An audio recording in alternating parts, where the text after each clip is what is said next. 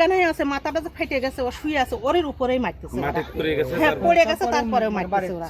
আবার ওর মেয়েটা এসে কইতেছে, বড় আব্বু তোমার পায়ে ধরি, আমার মাকে মারিও না। তারপর ও কয় যে এই বেশ্যের বিটি কইয়ে ওর ছেলে একটা মাজার পরে বাড়ি মারলো। বাড়ির সময় উঠে দেখি এই জায়গায় ওরা তর্ক করতেছে। ওই বউটা খালি লাঠি এইভাবে ধরে রাখছে, বাস যে আমি যাইবার দেবো না, ঘাটা দেবো না। আর ওর ছেলে অনেক তর্ক করতেছে, ভাষা খারাপ ভাষায় কথা বলতেছে। কইয়া দুই এক কথায় নিয়ে ভালোই তর্ক হইলো। দুটো ফিগারে খালি ঘুষ হইলো, আমি দেখলাম দুটা ফিগারে ঘুষ হইলো। ইসুফ ঘুষ হইলো। এটা এ পর্ব ঘুষণের পরে চলে গেল, সকালে চলে গেল, ও চলে গেল। এখন কি হয়েছে আমি জানি না, মহিলা মানুষ হয়তো ওর অজাগায় লাগছে, ওর একটু রাগ হয়েছে, ও আবার সাপল নিয়ে এসে আবার ঘিরে দিতেছে। ওই জায়গায় গায়ে ধোয়াইতেছে, গায়ে মায় ধোয়াই এখন দুধ লে বেরোবের পারতেছে না। ও বউটা যাইবের দিবে না, দুধ লে ওরা ভেঙে চুরে এই জায়গা দিয়ে বেরোবি। বউটা এইভাবে বাস ধরে রেখে কেটেছে, আমি যাইবের দেবো না, তোকে আমি ঘাটা দেবই না।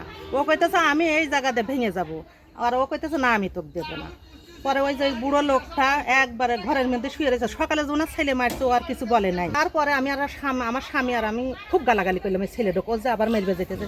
তখন বললাম এই খারাপ, তুই কি মগের মূল্য পাইছিস, যখন মনে হয় তখন বিধবা মানুষকে মারতেছিস, এবার দুইবার মেরে হেলালি, তুই কি মেরে হেলাবি। বুড়ো লোকটা যেই বেরোয় এসলো, বেরোয় এসে ওই বউডোর হাতে ওই যে কোড় আসিল, স্টিলের সে কোড়টা আসিল, সেই কোড়টা কাড়িয়ে লিয়ে যেই বাড়ি মারলো মাথার পরে, তখন ওই ছেলেটা আবার ফিরে আসলো। ফিরে এসে ছেলেও বেরোনো। দীর্ঘদিন ধরে আমার বাড়ি অত্যাচার অনাচার সবসময় করে আসতেছে। খাইতে বইতে বেড়া দাগ খায়, বিভিন্ন জায়গায় গুতো হয়। একটু কোনো কাজ করলে এসে লাঠি নিয়ে, বাঁশের লাঠি লোহার রড নিয়ে এসে বাড়ি বেড়ে আসে। ঘটনার দিন আমি ছিলাম না বাড়িতে, আমি হঠাৎ বাড়িতে আসি, এসে শুনি আমার বড় ভাই বউ মোসাম্মদ মিনে খাতুন ওকে লোহার রড, লোহার শাবল দিয়ে, ওকে কোড়াল কিংবা শাবল বলে, কোড়াল দিয়ে মাথায় কোপ দেয়।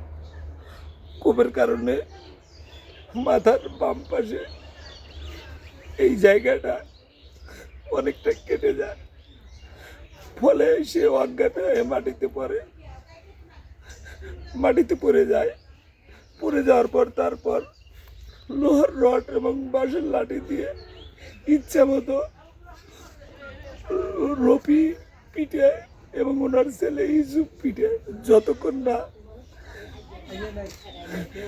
বিশ্ব না হয় এতক্ষণ পিঠেতেই থাকে।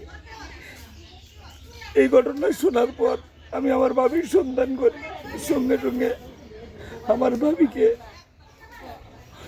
এই পাশের বাড়ির ওয়ানার বউ এবং আমার ওয়াইফ সাথে করে শেরগঞ্জ সদর হাসপাতালে ভর্তি করে। মাথায় 8টা সিলাই দেয়, সিলাই দেওয়ার পর এক্সরে করে জানা যায় যে হাতের 5টা আঙ্গুলি ভাঙা, 5টা আঙ্গুল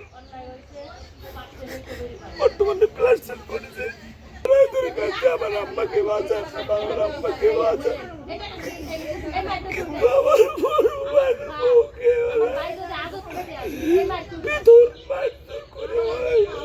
সকালে রান্না করার জন্য সিম তুলতে ওখানে গেছে, যায় দেখে যে ওখানকার বেড়া খোলা। আম্মু সেটা আবার লাগাই দিতে লাগছে। পাশের বাড়ির ইসুবের কথা বলা হলো, উনি হচ্ছে মানে বাঁশ নিয়ে গেছে, আম্মুকে আবার ধাক্কা দিছে, আম্মু পড়ে গেছে। পরে আমি আবার কান্নাকাটি করতে লাগছি। ভাইয়া গেছে, ভাইয়াকেও মারছে, আম্মুকেও মারছে। আম্মু মাথায় বাড়ি দিছে, আম্মু পড়ে গেছে। পড়ে যাওয়ার পরও আম্মুকে মারতে লাগছে, এমন করে মারছে। আমি ওই পাশে কাঁদতে লাগতেছি। এমন তো অবস্থায় আমার আম্মুকে পড়ে গেছে, তারপরে উনি মারতেছে। আমি চাই যেন ওনাদেরকে ফাঁসি দেওয়া হয়, এমন লোককে তো ফাঁসি দেওয়াই উচিত। পড়া মানুষরা সবাই কয়া ওই জায়গাটা আমাকে বাই করে দিচ্ছে, গাঁটাটা বাই করে দিচ্ছে বউ দিয়ে হালি পারে। এই বাড়ির মহিলা কে কি বুদ্ধি দিচ্ছে, যায় আর এক মুড়ে ও মুড়তে বাই হচ্ছে, বাই হেরে হালি পারে। এখন ওই মহিলা আমার ওই বেটার বউ আর করলো যে কে আমি 2 মুড়ে রাস্তা দেবো নাই, আমি দিলে 1 মুড়ে দিয়ে দেবো।